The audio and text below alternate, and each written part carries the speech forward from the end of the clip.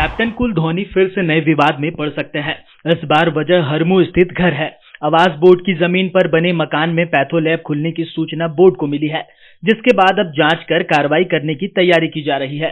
सिर्फ महेंद्र सिंह धोनी नहीं बल्कि भाजपा, झामुमो और आजसू द्वारा दफ्तर के साथ साथ कई ऐसे मकान रांची के हरमू हाउसिंग कॉलोनी में है, जिसे आवास बोर्ड से आवंटन आवासीय प्रयोजन के लिए किया गया है, लेकिन बाद में उस आवास में कारोबार शुरू कर दिया गया है।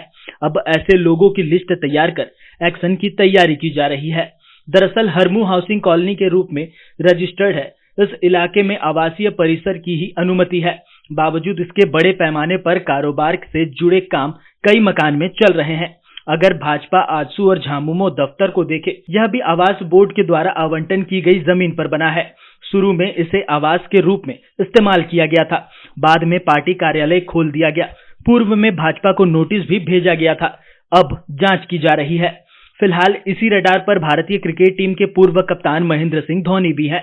धोनी को झारखंड सरकार ने गिफ्ट में जमीन दी थी। यह जमीन आवास बोर्ड की है। लंबे समय तक धोनी हरमू स्थित घर पर रहे, लेकिन पिछले कई सालों से वह अपने सिमलिया स्थित बंगले में शिफ्ट हो गए हैं। धोनी का नया ठिकाना यही हो गया है।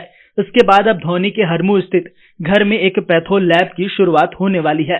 इसकी सूचना के बाद आवास बोर्ड ने जांच का आदेश दिया है।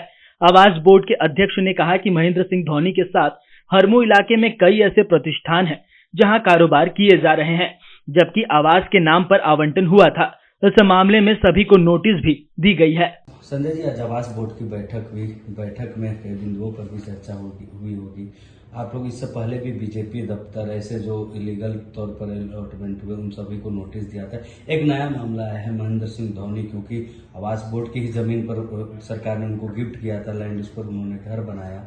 उस पर भी जो है वो प्राइवेट एक क्लीन डॉक्टर एक संस्थान चल रही। तो क्या ऐसे आवासों पर बोर्ड की नजर है, उनको नोटिस करेगी आवास बोर्ड? नहीं, अब हमने जितना भी नोटिस सब लोगों को किया है, जो जिनको आवास दिया गया है वो आवास ही रहेगा। आप अगर इलीगल तरीके से अगर आपने उसमें व्यवसाय के रूप में बनाया है तो वो गलत है, और हमने बोला भी है कि इसको एक बार देख ले, जांच कर ले, क्या उसका किस तरीके से उनको दिया गया था। वो जांच करने के बाद अगर उसमें आते हैं तो वो भी इलीगल होगा। अगर वो जब मकान के रूप में दिया है हमने, अगर उसमें दुकान बना रहे तो गलत बात है। सबको 2-3 नोटिस, यहाँ तक कि बहुत लोग को तो मैंने बोल दिया है कि रद्द करने के लिए।